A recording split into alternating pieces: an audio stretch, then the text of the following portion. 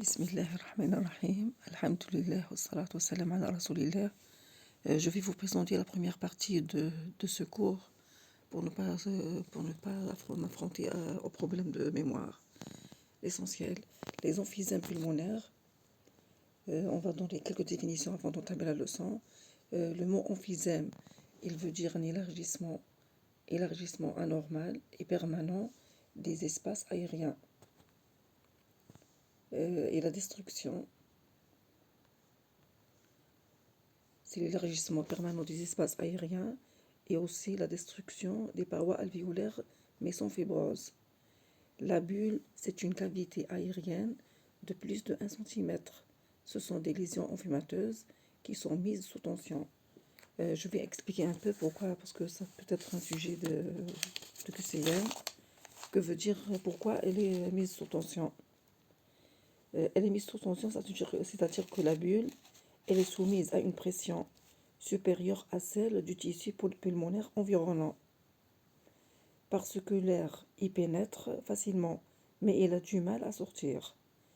Normalement, l'air de la bulle se propage vers l'extérieur. Pourquoi pas vers l'extérieur? Puisqu'il y a une pression supérieure à l'intérieur de la bulle, elle doit suivre le milieu le moins qui a une pression inférieure, selon les lois de la physique. Mais comme la bronchiole qui contenait cet air, avec l'inspiration, elle va permettre à l'air de passer à la bulle. Donc la bulle sera gonflée par l'air. Mais comme le tissu pulmonaire qui environne, qui est en périphérie de la bronchiole, il est endommagé. Donc la bronchiole, elle a tendance à se collapser, à s'affaisser. Donc l'air, il entre mais il ne sort pas. On dit qu'il y a un piégeage d'air. On va expliquer ça par un autre phénomène. Par exemple, quand on gonfle, on va faire simulation entre la bulle et le ballon.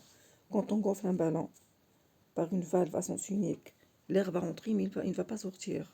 C'est la même chose, c'est la même idée qui se passe dans la bulle. Maintenant, le bleb. Le bleb, c'est une collection aérienne intrapleurale.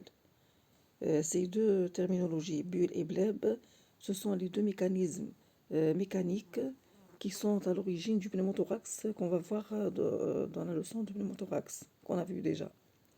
Le kyste, c'est une cavité épithélialisée. Selon l'OMS, la définition c'est la même qu'on a vu tout à l'heure dans la première ligne, mais avec un autre détail, c'est que c'est un emphysème caractérisé par un élargissement anormal et permanent des espaces aériens situés. Donc l'ajout, c'est qu'elles sont situées au-delà des bronchioles terminales. Ils sont accompagnés de destruction des cloisons interalvéolaires sans remaniement fibrotique, comme on a dit tout à l'heure. Il n'y a pas de remaniement fibrotique. Les types d'emphysèmes, il y a toute cette liste. Les rouges sont essentiels. Les deux plus importants sont emphysème panlobulaire et centrolobulaire. Emphysème centrolobulaire. Le panlobulaire, on peut l'appeler aussi acénolobulaire. Les autres sont l'emphysème paraseptal et bulleux, l'emphysème compensateur, l'emphysème paracicatriciel. Autre emphysème en foyer. Pour l'emphysème panacinaire, panlobulaire, c'est la destruction de l'ensemble du lobule secondaire. C'est une destruction qui est harmonieuse de tous les constituants de la sinus, c'est-à-dire l'alvéole plus les vasculaires. On va voir après un schéma. À la nécropsie, que veut dire nécropsie? C'est la même chose qu'autopsie, mais c'est un terme plus scientifique que le mot autopsie. L'essentiel, à la nécropsie, un cadavre, un homme mort, quand on ouvre le thorax, on va trouver des poumons volumineux qui ne s'affaissent pas. Le mot s'affaisser veut dire qu'ils sont gonflés.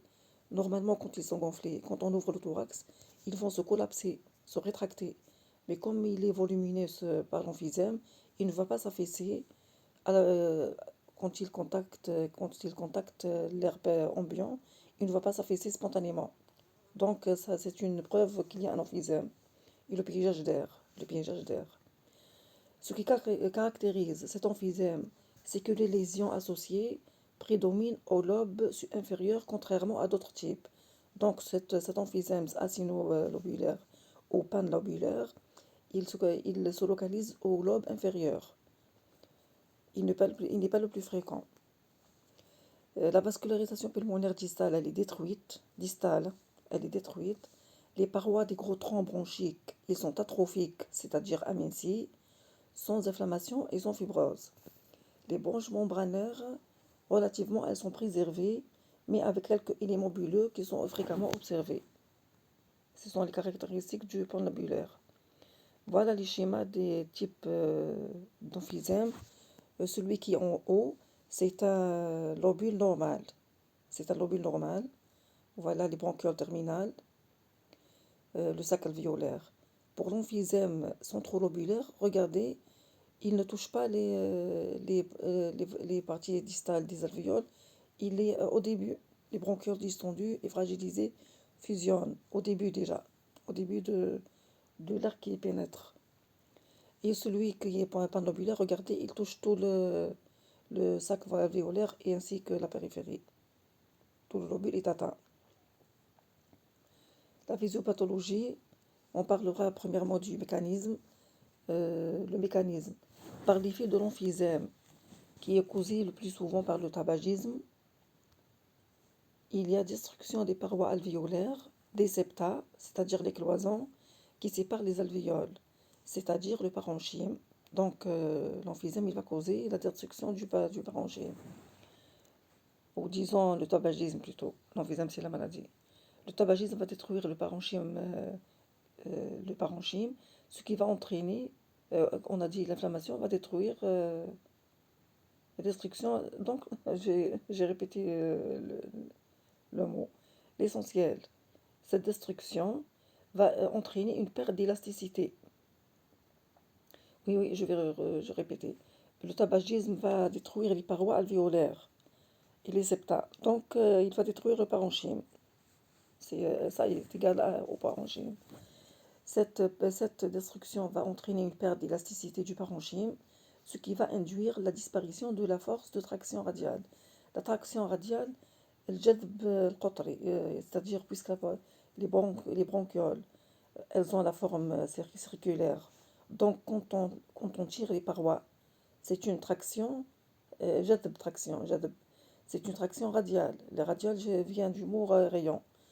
Normalement, le tissu normal, le parenchyme exerce une force de traction radiale qui laisse les bronchioles ouvertes.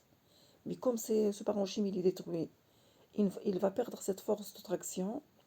Le parenchyme, il va perdre la force de traction sur les parois des branches ou des bronchioles, c'est la même chose. Les branches vont s'affaisser, donc le collapsus. Alors l'air qui a pénétré pendant l'expiration, il ne va pas sortir pendant l'expiration. Donc l'air qui a pénétré dans les alvéoles avec l'inspiration se trouve piégé lors de l'expiration, puisque les bronches vont s'affaisser en particulier avec l'expiration forcée, l'imitation du débit expiratoire. C'est-à-dire quand on inspire l'air, pour quelqu'un qui a un emphysème, il inspire l'air, il entre l'air, puisque les bronchioles ou les branches, elles étaient ouvertes. Mais après, au moment de l'expiration, comme les branches sont devenues molles, où le parenchyme n'a pas exercé la force de traction, elles vont se collapser. Elles ne vont pas être tirées par les forces du parenchyme. Donc elles vont collapser, elles ne laissent pas l'air sortir. C'est pour ça qu'on parle toujours du piégeage d'air. Aussi, la pathogénie ou le mécanisme, les causes plutôt. On va parler des causes ici. C'est la pathogénie ici. Pourquoi cet emphysème a provoqué toutes ces lésions?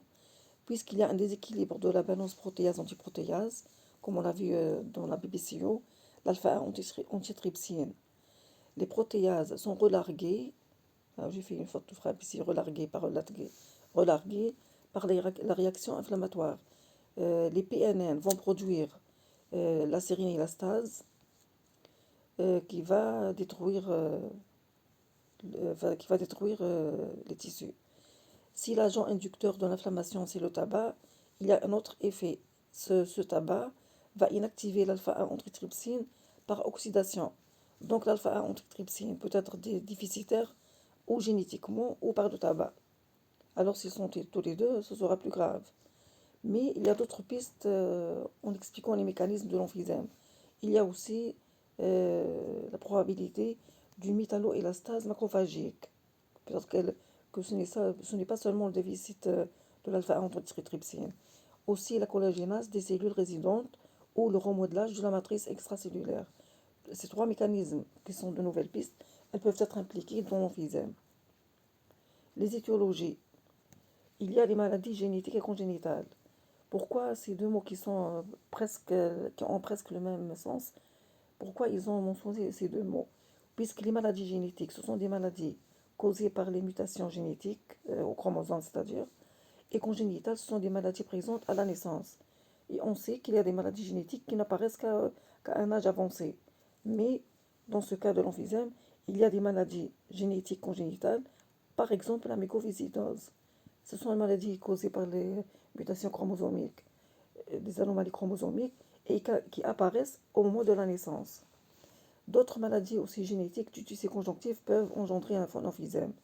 Les maladies du système, lupus érythémateux disséminé, syndrome de McDuffie, etc.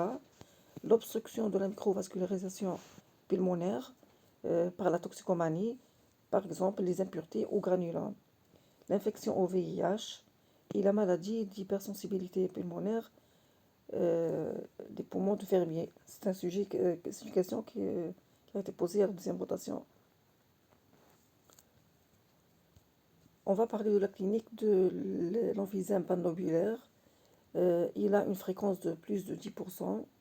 C'est un profil d'un homme longiligne, droïde, maigre, erguigue, fumeur ou ancien fumeur. Les signes fonctionnels respiratoires sont des dyspnées d'effort qui commencent insidieuses, c'est-à-dire silencieuses, mais bénouches, jusqu'à invalidantes. Elles peuvent être plus graves au stade avancé. Et des taux expectoration qui sont au deuxième plan ou absentes. Les signes physiques, la configuration thoraco-abdominale modifiée, ça apparaît à l'inspection. Distension du thorax en tonneau. Aussi l'hypertrophie des muscles respiratoires accessoires. On sait que les muscles respiratoires sont mobilisés lorsque l'être humain ne peut pas respirer normalement. Donc il va s'aider à respirer par les muscles respiratoires accessoires, comme les muscles strénocleidomastoïdiens et les muscles qui se trouvent au cou ou les muscles intercostaux. Donc quand on trouve quelqu'un qui mobilise ses muscles, qu'on appelle le tirage. Donc ici, on va dire qu'il a un problème, surtout un emphysème. Et il y a deux signes particuliers de l'emphysème panlobulaire. Le premier, c'est le signe de ovaire, qui représente une respiration paradoxale, c'est-à-dire le diaphragme. Pourquoi elle est paradoxale? Puis on va expliquer. Paradoxale, puisque le diaphragme il est très aplati et horizontalisé. C'est un repas horizontalisé à cause de l'hyperinflation pulmonaire. Le poumon et les poumons ils sont volumineux. Donc ils vont pousser le diaphragme, il était en coupole, il va devenir aplati et horizontalisé. Donc cela va induire une inspiration. Normalement en inspiration, les parois latérales du thorax doivent s'écarter. Mais quand le diaphragme il est horizontalisé, les parois thoraciques elles vont se rapprocher. C'est pour ça qu'on l'appelle respiration paradoxale. Donc c'est une respiration presque inefficace. Le deuxième signe qui est signe de Campbell, c'est la descente du cartilage thyroïde. Ça aussi à l'inspection on va le voir. Pomme d'Adam. À l'inspiration à cause de la mise en jeu excessive des muscles accessoires. Il indique une détresse respiratoire. Quand on trouve quelqu'un qui mobilise ses muscles accessoires, on va voir le cartilage thyroïde descendre. L'examen physique, on va trouver une respiration à lèvres pincées. C'est une technique d'auto-assistance. Les lèvres pincées, pourquoi le malade il va pincer ses lèvres?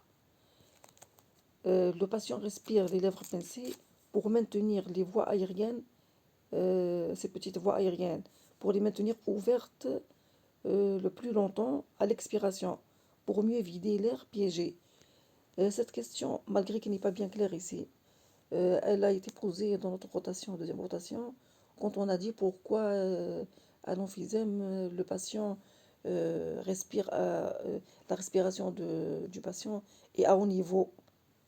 Moi, j'ai cru que le mot à haut niveau, elle parlait sur le plan anatomique, alors que non, c'est une respiration. C'est que le malade, il va fournir plus d'efforts, il va respirer avec toutes ses forces. Donc, c'est une respiration à haut niveau. Pourquoi? Pour faire l'équilibre entre l'air qui entre et l'air qui a été piégé. Puisque normalement, l'air, il va inspirer une petite quantité d'air pour faire sortir pour, comment dire, pour que les forces de jeu de pression, pour que les forces de l'air qui entre soient super, le volume de l'air qui entre doit être supérieur à l'air qui est piégé. Et comme il a un air piégé plus volumineux, il doit avoir une respiration à haut niveau. Donc cette technique d'auto-assistance, c'est le malade qui va sentir ça. Quand il pince ses lèvres, qu'il va sentir qu'il fait sortir l'air le plus longtemps possible pour qu'il ne reste pas piégé. Bien, moi, je fais, quand je lis ces propos, je me sens asphyxiée. L'essentiel, la respiration à lèvres pincées, c'est une technique d'auto-assistance pour améliorer l'expiration. Aussi, il y a la cyanose tardive, la saturation pulsée d'O2, elle est longtemps normale au repos, mais chute souvent à la marche. Et c'est un point qui est différent par rapport au centre lobulaire. Il y a aussi le tympanisme, la diminution c'est une faute ici, hein, c'est MV, la diminution des murmures vésiculaires. La diminution des murmures vésiculaires. Le T, c'est une faute de frappe. Signe du corps pulmonaire chronique tardif. Ici, quand on parle de mots tardifs, par exemple la cyanose, on a dit qu'elle est tardive. Et plutôt, le corps pulmonaire chronique, il est tardif. Ces deux signes, donc, ce sont des complications. Maintenant, on parle du centrolobulaire, l'emphysème centrolobulaire. Il affecte l'entrée et la périphérie du lobule. Le premier, il affecte tout le lobule secondaire. Par contre, celui-là, il va affecter l'entrée et la périphérie, comme on a vu dans la photo. Les conséquences, les parois bronchiques, remaniement atrophique, épaississement fibreux et accumulation de collagène. Ce sont des caractéristiques du centre lobulaire et c'est le plus fréquent, hein. On va parler de ça dans la clinique. C'est l'emphysème le plus fréquent. On a dit les parois bronchiques, elles vont présenter un remaniement atrophique et l'épaississement fibreux et accumulation de collagène. Et les lésions vont toucher les voies de conduction, qui sont les voies aériennes proximales et distales, plus vascularisation pulmonaire. La clinique, comme on a dit tout à l'heure, c'est l'emphysème le plus fréquent. Le profil, c'est un sujet souvent pléthorique. On a vu que pour le pan lobulaire, c'est un sujet longiligne et maigre. Par contre, ici, pléthorique, ça veut dire que c'est un sujet plein ou obèse. Même les photos qu'on a vues dans la leçon, il y a un homme maigre et l'autre homme, il était bien portant, il n'était pas maigre. Ce malade, il présente des taux et des expectorations souvent. Il a une dyspnée initialement modérée et la distension thoracique, toujours il y a une distension thoracique, et aussi il y a un encombrement bronchique, plus ou moins bronchique, plus ou moins râle bronchique, plus ou moins râle bronchique. Il y a une cyanose, polyglobulie, l'HTAP, signe d'insuffisance cardiaque droite, qui sont l'œdème membrane inférieure, l'œdème membre inférieur, turgescence jugulaire, reflux hépatojugulaire et l'hépatomégalie. La polyglobulie, c'est clair pourquoi? Parce qu'il y a une cyanose, une hypoxie, donc le corps va compenser par une augmentation de globules rouges. Pour la radiothorax de pont labulaire, on va trouver une distension thoracique majeure. Il y a une hypertransparence parenchymateuse. Pourquoi? Parce qu'il y a un déficit artériel et ça prédomine dans les bases et la périphérie. Les bulles d'emphysème, elles sont prédominantes aux bases. Elles sont parfois compressives, comme on a vu au début de la leçon, les bulles sous tension. La tension, on a expliqué pourquoi, puisque l'air entre et ne sort pas. Le cœur, il est petit, en forme de goutte. Et c'est une différence par rapport au centrolobulaire qui va être en sabot, Celui-là, il est petit et en goutte. Les artères pulmonaires ne sont pas dilatées, sauf au stade terminal. Au début, elles ne sont pas dilatées. Pour le centre lobulaire, qu'est-ce qu'on va trouver? On trouvera une distension thoracique modérée, contrairement à l'autre qui était majeur. Prédominance lobe supérieur, contrairement à l'autre qui était inférieur. Et la raréfaction vasculaire sous-claviculaire. Les bulles aussi sont rares, contrairement au premier type. Les artères pulmonaires sont dilatées. Le cœur il est élargi en sabot et la pointe est au-dessus du diaphragme. La TDM thoracique pour les deux, elle va mettre en évidence l'emphysème, son type, sa localisation, son étendue et apprécier le caractère compressif ou non d'un système bulleux. Elle va détecter les ondes vasculaires hypodenses et aussi l'hyperclarté de taille et de siège très différents suivant leur type anatomique. Le type anatomique, c'est-à-dire est-ce que centrolobulaire, panlobulaire, etc. Merci pour votre attention et à la suite, pour la prochaine fois, Inch'Allah.